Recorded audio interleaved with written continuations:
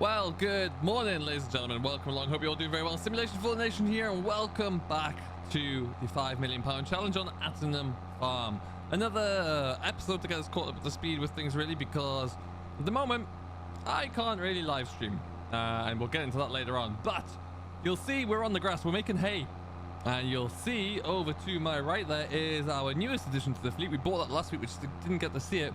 That is a 7610, and it's purring along over there, looking fantastic. It's on a rake, and we're going to look into that a little bit more detail there, and some of the whys behind what we're doing with that thing, and we'll see. We've only got this little chunk left to do. As you'll see, we are in cab here, as is one of our new rules, and we've got a few more rules that we're really starting to dial in, but I really want to kind of finesse all of those in a live stream with everybody. So we will look to do that. Hopefully I'm going to have everything fixed nice and quickly as we just spin that around. There you go. Yeah, so we'll hopefully be able to get everything sorted out this week. A few parts are going to be replaced on my computer there and stop the issues from occurring. And then we'll be good to go. However, we're going to look into making sure that all of those rules are in place there. There are a couple that I've decided on that we're going to run with. And we'll make a list of these and we'll present these all, and we'll run through them in the live stream there, and we'll also share that list around. So when Attingham Park does come out, which should hopefully be very soon, it will be available for everyone, so you can all join in. Update on Attingham Park: it was uploaded, it failed testing, it was uploaded again, it failed testing, and now it's been uploaded again. So hopefully, as it's not a new mod, it should hopefully be very, very soon. We'll have to wait and see, but that's fingers crossed that's the case. And then, yeah, as you see, this is going to be hay. We are in field number 23. Once we get this field done, we're actually not going to cut any more grass. We're just going to let the rake finish this one, or the tether finish this off as well. And then we're going to do a little bit of combining because we need to get going on that. We've only cut one field of oilseed rape thus far. And yeah, time is of the essence. We're in September right now. And one thing that we're going to look into is one thing that we need to decide on. I think I'm going to set us up to 5 days per season at the moment to give us a chance to make as much money as we possibly can. And that is because one of the rules that we're going to keep and one of the rules that we're going to implement is suggested by Stephen on the last comment on the last video. And if you suggest a rule, if you have a rule that you think will work, drop it into the comment for this video there. If I see it and I like it, I will give it a heart, and I will use it, and it'll be in the next video there. But Steven suggested that we have to pay off a certain amount of money per year, and we can even break that down into amount of money per month as well. I think that's a great idea. It sticks to a budget there. It sticks you to having to get a certain level of output, which I think is fantastic, and you have to really plan out what that's going to look like. So with that in mind, that's what we're going to try to do, which should be fun. Let's just pivot that back around again. Ooh, we're going to cut it fine here. There you go. Yeah, so that should be fun. It should mean that, like I say, we're going to have to be really intentional with how we are focusing our time and effort there, because ultimately we need to be turning in money every year. So we'll have to look into different production chains as well to get a consistent amount of money coming in even through the winter months. Be very specific with our crop rotational plans and how we're going to function with those. So yeah, lots to think about there, which should be great. The other rule I want to bring in involves...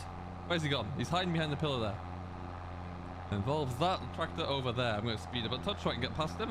This 7610 is on a hired worker at the moment. I can only use, and this is certainly true until we get a few more, until I decide if this is going to go into a Deji server or what. We can only have one hired worker at a time. Maximum of one, no more. So then rather than, just trying to... I could have put this tractor on the hired worker and done something else. But no, you have to do as much of the work as possible. So that is going to really set us up there. So it should be interesting. It should be very, very interesting indeed. Now, obviously, we have a lot of grassland at the moment. We have 19, 17, 18, 22, and 20 all in this top corner. Because we have quite a bit in the south as well, and because we need to make as much money as possible, I need to figure out if it's going to be more cost effective to keep grass, make hay, silage, sell that. I'd rather not sell too much silage because I just don't think that's too realistic to get the prices that you do in game. Bales of hay I'm okay with, it's a little bit cheaper there, but the silage is just a little bit extreme.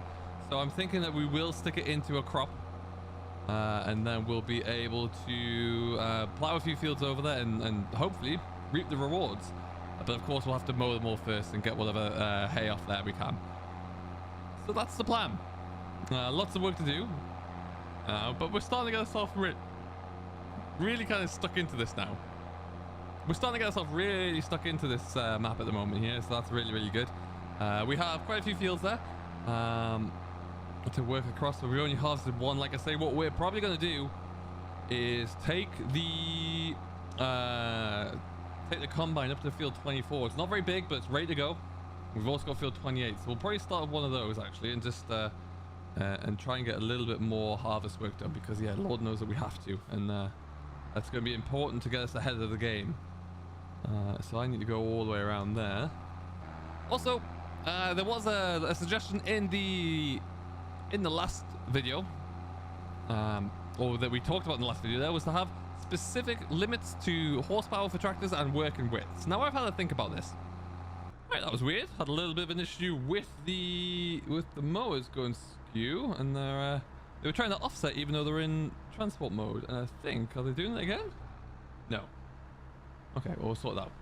But yeah, as I was saying, the example I would use it is if we set a working width for machines of 6 meters, and that's great. But then what do you do for fertilizer spinners and for sprayers? And then most rollers aren't 6 meters wide. So it gets all a little bit tricky. However, if you set a horsepower limit intentionally quite low, so for example, this is 170 horsepower. If you set a horsepower limit of no more than 200 horsepower, it really limits as to how big you can go anyway. So for example, cultivation equipment, you can't go very big because you simply won't be able to pull them. Or smaller things like rakes, for example, you can still use, and yes, that means I could keep the big class liner, which I love. But yeah, so it's something that we're going to work with. We're going to set a hard limit for 200 horsepower for tractors. Still plenty of different tractors out there that we can use, new and old, so it should be plenty fine. Yeah, that's what we're going to roll with at least, and see how we get on. And we will, yeah, we'll watch what that looks like.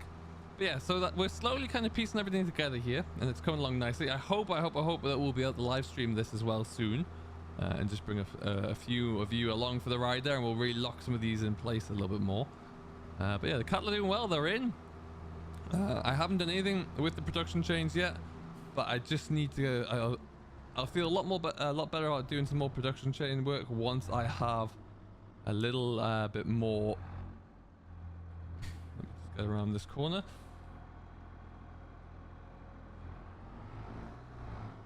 Once I have a little bit more harvest done, really. I think that's what I got to really look into here, and that's just to get ourselves ahead there a little bit. I think that'll be great. So what we'll probably do, there's 2 fields around here that we can really jump on into. Not too big, but just handy to take a little bit of the edge off there. And then we'll get the rake out and we'll get some baling done. That might well just be in a live stream later on. Yeah, we'll probably look into, because the header's on first, and I don't have to take it off to get through to a certain field. We'll do that one first, and then we'll come on over to here. We'll jump into this is wheat, which looks like it's ready to go, so we can just jump on into that one. But I think over there we've got a field of barley ready, so combines parked up. We warmed up really with that little bit of OSR. We baled the straw on the OSR as well, because we just need as much straw as we can, so if we don't use it all, we can sell it. That's what we've got to think about. But yeah, let's just get this moved.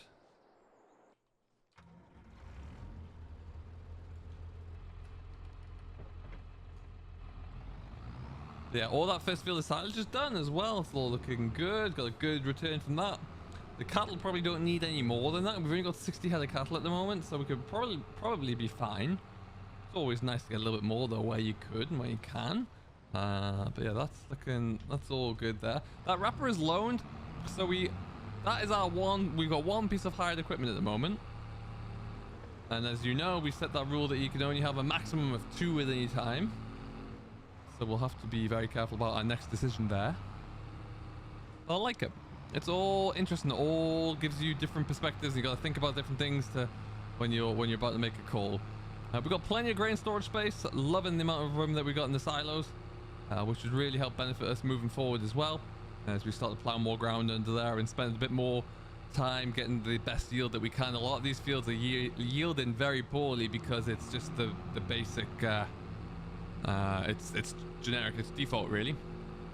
So that is what it is. Not too much we can do about that. Lots of space here. I don't know actually if we'll get the combine all the way through here, but we're going to crack on with this field anyway. And we'll make the decision as to whether or not we're going to, you know, just sell off the wheat as it is, or if we will put it into the mill, put it into flour, think about doing some productions that way. Lots to try and think over. But anyway, I am going to walk back. We're not going to be allowed to teleport either. That's another rule. So we have to run back here in our case. You think we'll get the combine headed through there? We do have collisions on the hedges, so to get all this way and then hit that would be pretty frustrating. The header trailer is just in the yard anyway, so we can probably swing it around and get that all good to go. So I hope you've all had a great week. As I mentioned there, I will be looking to get my machine all up and working properly, so there will likely be a little bit of a downtime. I'm hoping the planet, if everything comes and arrives on time, I'm hoping it won't be too bad. In which case, it might only be a couple of days. So hopefully by Wednesday, maybe we could be back up and working. Just gonna have to wait and see, really. Do you know what?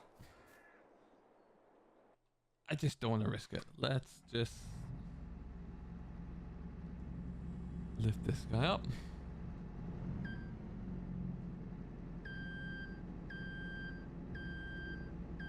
My mirrors are nearly useless.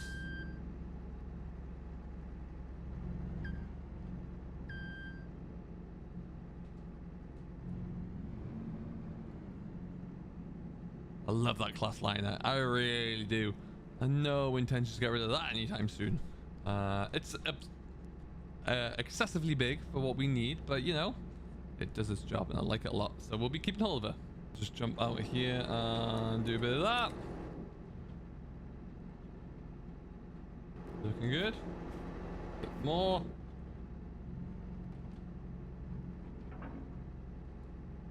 Nailed it.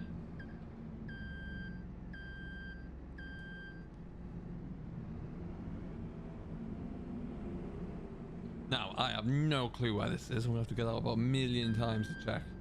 Let's just go straight back to about there. Oh, that's pretty impressive. I'm so pleased that was recorded. Absolutely sublime work by me. Look at that. That's perfect. GG's all around. Anyway, combine still look nice and clean. Let's get ourselves over to the field. Hopefully get a start here. It's not the biggest field, like I say, so it shouldn't take us too long to dial in and get finished up there. Now, there is a field of sorghum over there. I'm not sure if that's fully ready yet. You know, it would make some sort of sense to go over there and just hit that first whilst we're in the neighborhood, but that's quite a large field, so we'll see what it looks like. Like I say, what I would like to do is if we get 2 fields done, maybe 24 and 28, and then, because I think with the sorghum, and we'll check the calendar as well, because we are in September day 1, and I think this particular season is currently set to 2 or 3, and I'm going to put it up to 5, like I say. And then we've still got time, so I think with the sorghum we might have a little bit more into October maybe, but we'll look at that when we get the combine header on and away. And then we can make a bit more of an informed decision as to how we're going to tackle it, because if we've got an extra bit of time for that, then we'll leave that and we'll go and just get the wheat and the barley around the yard there, because field 26 will need to be done as well, and 29, and then 33 is beans, so we've got some time to wait before we can crack on with those.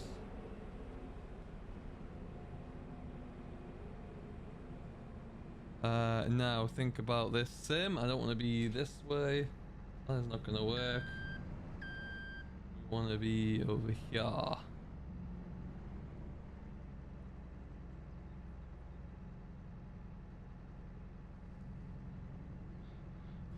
We'll just try and leave this about here, I think.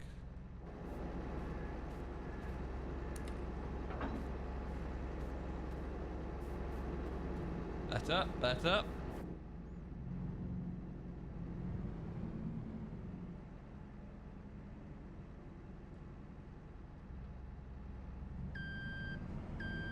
It would be really great if these mirrors were anywhere near accurate. What we have to do is a 3-point turn here somewhere. Oh, that was close. Oh, all right, we made it. That's the main thing. Now, I don't know if I'll actually get through into there to pick that up. That might be a little tricky. Let's try some magic here.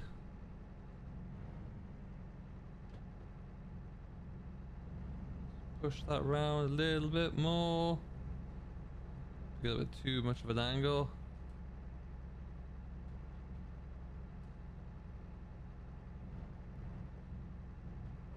There you go.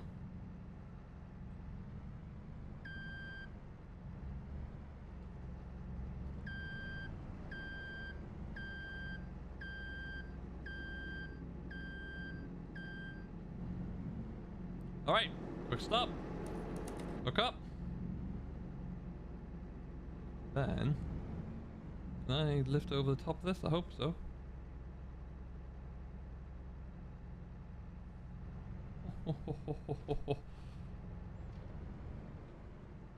Okay, so let's start by getting the threshing unit on. We need to unfold the combine first. That makes sense.